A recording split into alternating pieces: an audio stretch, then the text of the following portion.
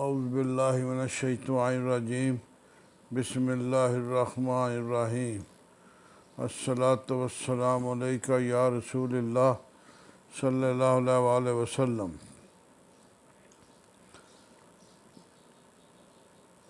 السلام علیکم ورحمۃ اللہ وبرکاتہ۔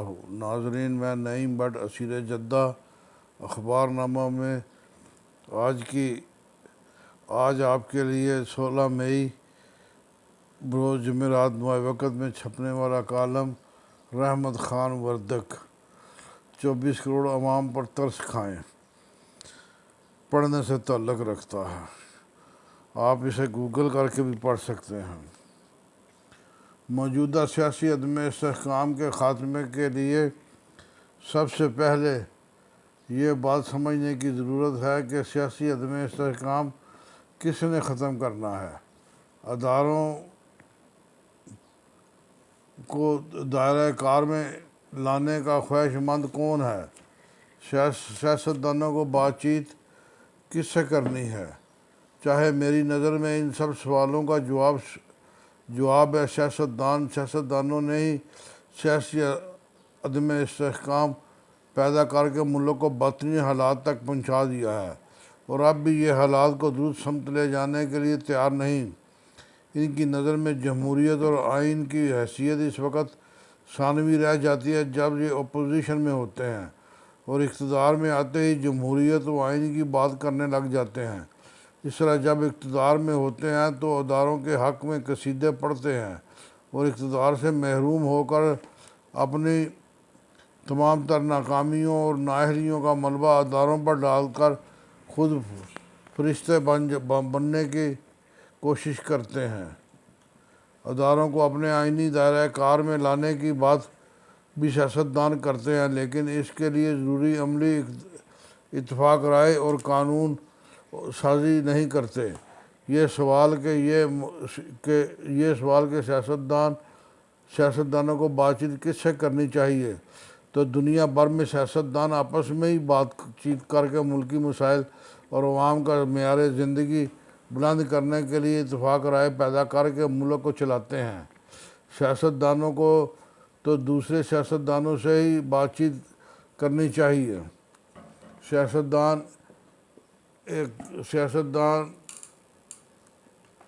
ایک طرف تو اداروں کو حدود میں رکھنے کی بات کرتے ہیں، اور پھر اداروں سے مذاکرات کی بات کر کے اپنے موقف کی یکسر تردید کرتے نظر آتے ہیں۔ موجودہ حکومت قائم ہوتے ہی وزیر اعظم شہباز شریف نے اپنی پہلی تقریر میں اپوزیشن لیڈر کو بات چیت کی پیشکش کی، اور ہر طرح کی ضد اور انا کو بالائے طاق رکھ کر اپوزیشن کو کھلے دل سے بات چیت کر کے تمام مسائل کے حل کی یقین دہانی کرائی تھی، لیکن اپوزیشن کی جانب سے اس پیشکش کو یکسر مسترد کر دیا گیا۔ پھر وقتاً فوقتاً وفاقی وزراء کی جانب سے بھی کھلے دل سے مذاکرات کی بات کو اپوزیشن کی جانب سے مسلسل مسترد کیا جا رہا ہے۔ سیاسی جماعتوں کو ایک دوسرے کے وجود کو تسلیم کرنا ہوگا اور ایک دوسرے کو اہمیت دے کر بات چیت کے ذریعے متفقہ قانون سازی کرنی ہوگی، جس سے ملک میں سیاسی استحکام پیدا ہوگا اور جمہوریت مضبوط ہوگی، جس سے ملک میں سرمایہ کاری کا ماحول بنے گا۔ بدقسمتی سے اپوزیشن کی جانب سے سیاسی جماعتوں سے بات چیت سے مسلسل انکار کیا جا رہا ہے، جو سمجھ سے بالاتر ہے۔ سیاستدانوں کو جمہوریت میں دوسری سیاسی جماعتوں سے بات چیت کرنی چاہیے، اور جمہوری ممالک میں ایسا ہی ہوتا ہے۔ کیا ایسا نہیں ہو سکتا کہ تمام سیاسی جماعتیں ایک پلیٹ فارم پر جمع ہو کر قومی اتفاق رائے سے قومی حکومت کے قیام کا اعلان کر کے تمام شعبوں میں ضروری اصلاحات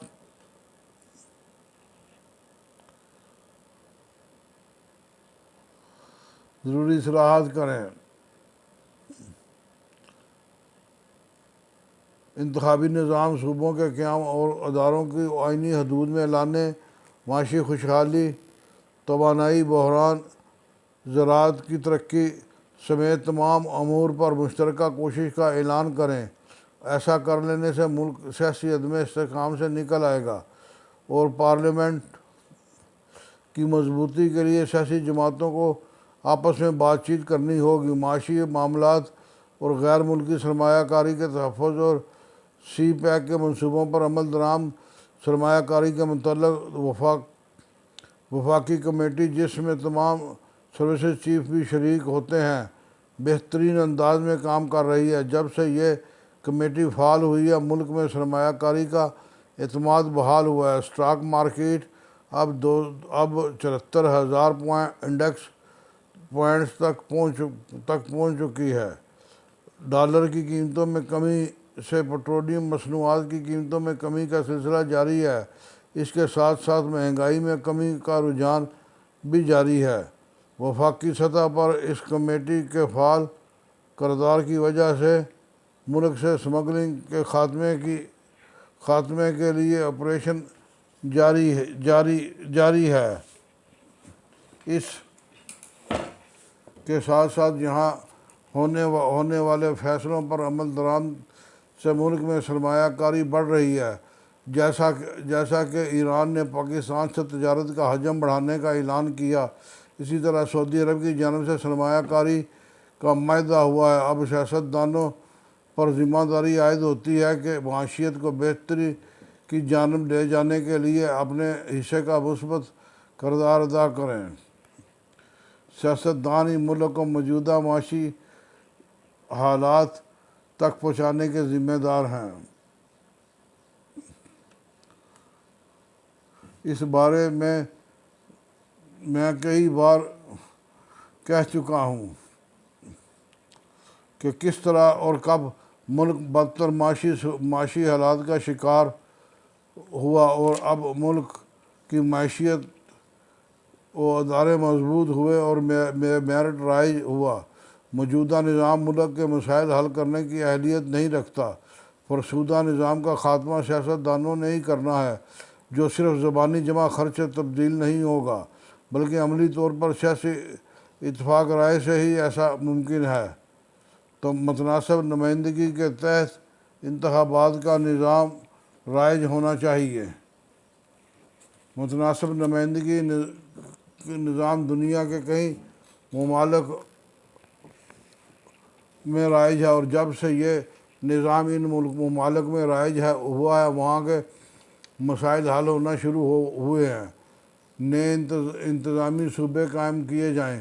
دنیا بھر کی طرح مقامی حکومتوں کو یونین کونسل کی سطح تک بااختیار بنا کر تمام ممکنہ مسائل کی فراہمی کا نظام قائم کیا جائے اور وفاق میں چند اہم وزارتیں رکھ کر باقی امور بتدریج صوبوں اور پھر ضلع تحصیل اور یونین کونسل تک تفویض کیے جائیں۔ عدالتی نظام میں تبدیلی لا کر دیوانی مقدمے کا فیصلہ 1 سال اور فوجداری کا 6 مہینے میں کرنے کا پابند بنایا جائے۔ اسی طرح ہائی کورٹ اور سپریم کورٹ میں اپیلوں پر بھی 3 ماہ میں فیصلے ہونے چاہئیں تاکہ عام آدمی کو فوری سستا انصاف مل سکے۔ اس کے لیے عدلیہ کو تمام ضروری وسائل فراہم کرنا ہوں گے۔ سیاستدانوں کی ہی ذمہ داری ہے۔ یہاں تو کسی کو بھی عوام کی فکر نہیں ہے۔ سیاستدان الیکشن کے موجودہ نظام میں کروڑوں روپے خرچ کر کے الیکشن مہم چلاتے ہیں اور جب کامیاب ہو کر اقتدار تک پہنچتے ہیں تو مختلف طریقوں سے اربوں روپے کماتے ہیں۔ ظاہر ہے جب سیاست پر اربوں روپے خرچ کیے جائیں گے تو کسی بھی طریقے سے منافع سمیت واپس لیے جاتے ہیں۔ اس نظام کا خاتمہ کر کے متناسب نمائندگی کا نظام ہی سیاست سے دولت کے عنصر کا خاتمہ کر سکتا ہے۔ سیاستدانوں کی الیکشن مہم کے دوران تقاریر سنی جائیں تو ان جیسا اس ملک اور عوام کا ہمدرد کوئی اور نظر نہیں آتا۔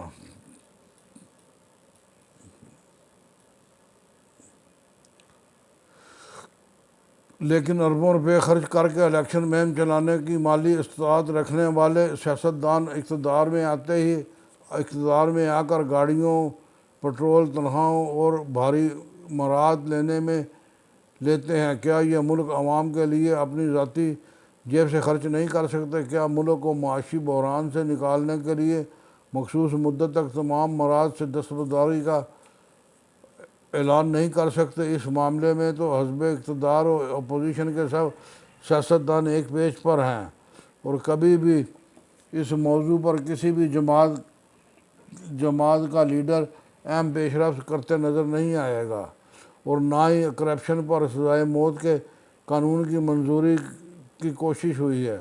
سیاستدانوں میں اپنی مراد تنخواہیں اور اختیارات بڑھانے کے متعلق تو مکمل اتفاق رائے پایا جاتا ہے۔ اس معاملے میں ہمیشہ مل جل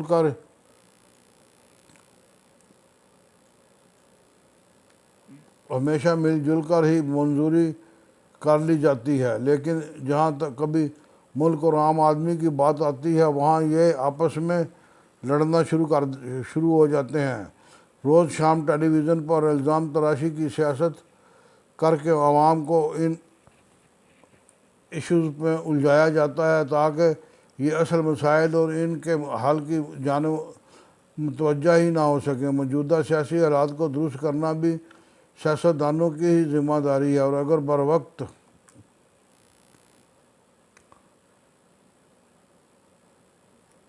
بروقت مناسب فیصلے کیے گئے اور ملک کی فکر نہ کی گئی تو ملک کے ذمہ دار اداروں کو کسی ماورائے آئین اقدام کے تحت ہی ملک بچانا پڑے گا، جس کی تمام تر ذمہ داری سیاسی جماعتوں پر ہی عائد ہوگی۔ عوام ایسے سیاستدانوں پر نظر رکھیں جو ملک کو معاشی طور پر بدحالی کا شکار کر رہے ہیں اور ضد و انا اور نفرت کی سیاست کو فروغ دے کر ملک کے حالات خراب کر رہے ہیں۔ یہ تھا جناب رحمت وردک صاحب کا کالم۔ امید ہے آپ کو پسند آیا ہوگا۔ شکریہ۔